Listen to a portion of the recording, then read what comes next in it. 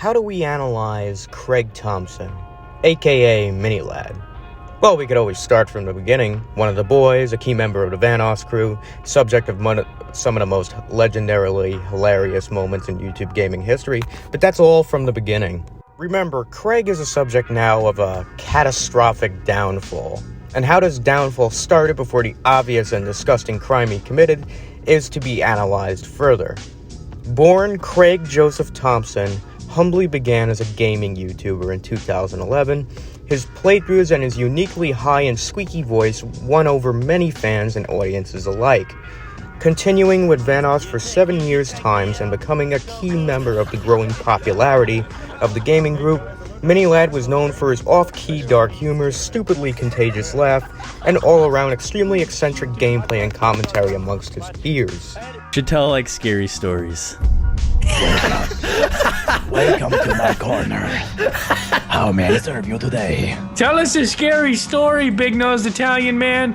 My name is Mario. I am 57-year-old ex-plumber.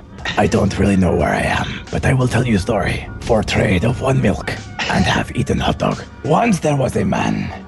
His name was Pablo. Pablo was not a very good man. He liked to have sex with small children. Unfortunately, as he grew in popularity, a dark shadow developed in his mind. A shadow of ego and selfishness. He no longer saw himself as an individual amongst a plethora of gamers in the group.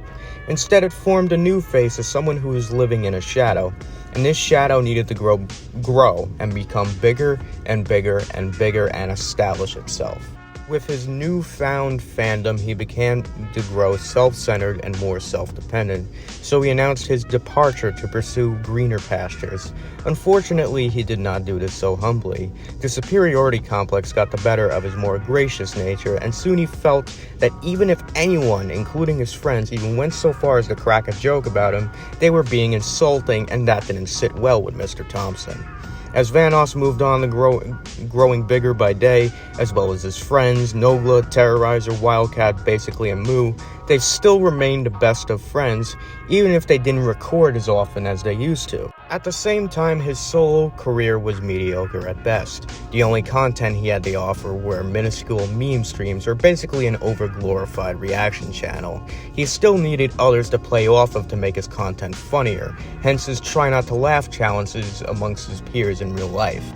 Craig distanced himself even further from the beginning of his success as a part of a group by insulting his former friends, and this tirade included his poor treatment of his closest friend from this group, Terrorizer.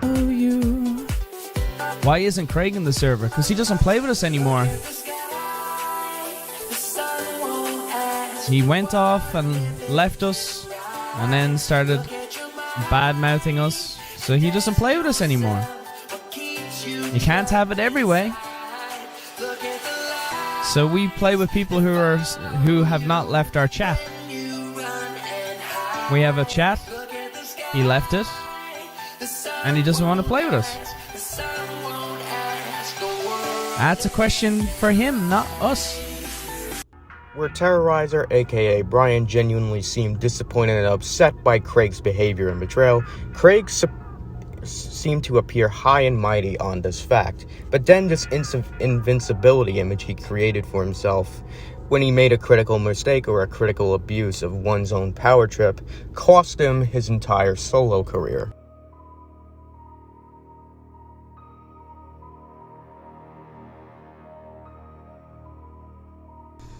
I really didn't want to have to come to a point where I had to make a video. Well, I don't have to, but I feel like I need to because I feel more pissed off. If you don't know, my name is Hallie, Weird Girl 2364, and I was manipulated and completely used by Mini Lad, aka Craig. And I recently, a month ago, maybe 2 months ago, have exposed him for all of that. It wasn't just me, it was me and a girl who we were tired of having to hold it in for so long, and it needed to be done. Especially since, just the way he was treating his ex, it just really proved that he was not changing. To sum it up best, Craig had a seat with Chris Hansen because not only did he solicit minors, he solicited minors in a very sexual way, where he was looking for sexual gratification. And when he got exposed because of this, rather than take responsibility and own up to his actions, he chose a coward's way out and fled the country. You couldn't make it more obvious of you being afraid of accepting responsibility and being afraid of what will happen to you if the law catches up. So he fled the country, flew overseas, and then blamed this kind of behavior on mental health. This is the behavior and somewhat beginning of his exhibitionist narcissistic personality. This is not something, sometimes this personality is genetic, but sometimes it develops over time. This is someone who craves attention, admiration, and validation from others. They have an inflated ego, a grandiose self-image, a strong sense of entitlement, and lack of empathy. They are unaware that their words, reactions, actions, and behaviors are toxic and abusive. They have a superiority complex, dominate conversations, and tend to criticize and devalue others. They are desperate for attention and may violate social norms or behave inappropriately to get the attention they need. And this is self-evident because even after everybody knows what kind of crime he committed, everybody knows this is a disgusting act and it's inexcusable, he still keeps coming back, even then and now, but the internet has not forgotten. He keeps thinking that this is something that'll just blow over within a few years, but he keeps coming back periodically, and he seems to be on a better adventure for himself, or seemingly trying to move on from this apparent mistake he made. That's all he sees it as, is just a mistake. And that is all. Because he thinks people will forgive him. People will blow over this and be like, oh, hey, what's up, Minnie? Haven't seen you in a long time. It's good to see you're back.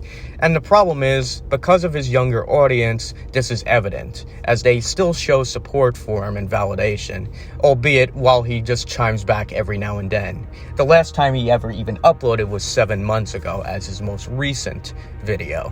His personality and subsequently just fleeing the country really spelled out a lot of what his original motives were as a person. And then you start seeing more and more exhibitionist narcissistic personality traits that come and go every now and then, especially now when he keeps chiming back every now and then, thinking this whole thing is just blown over and he could get away with it. No. He had also received a donation that said, "We won't forget what you've done, Craig. Sending and receiving inappropriate texts from minors, threatening these poor girls to keep them silent, and then played victim. You don't deserve to stay on this platform." To which Craig did not respond well to this donation. Oh, thanks, Ben. Thanks for the 3. Thanks, Ben.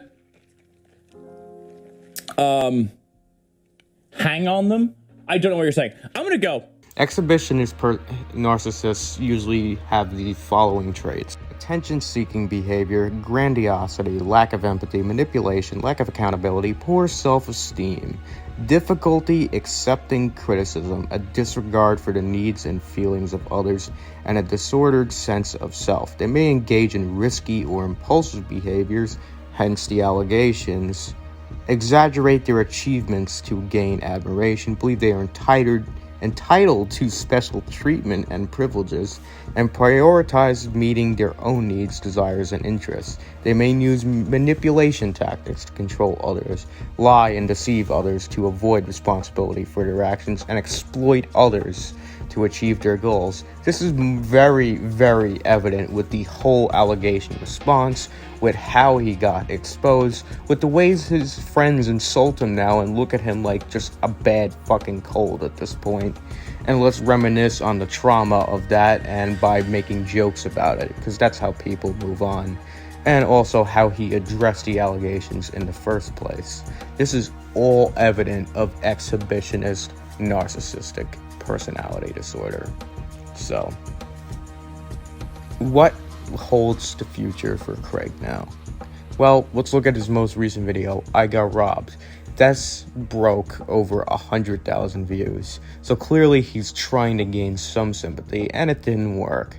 Because generally there are people on the comment section here that still fucking hate his guts. The worst that can happen to Craig right now, and to truly make him go away forever, is to ignore his fucking dumbass.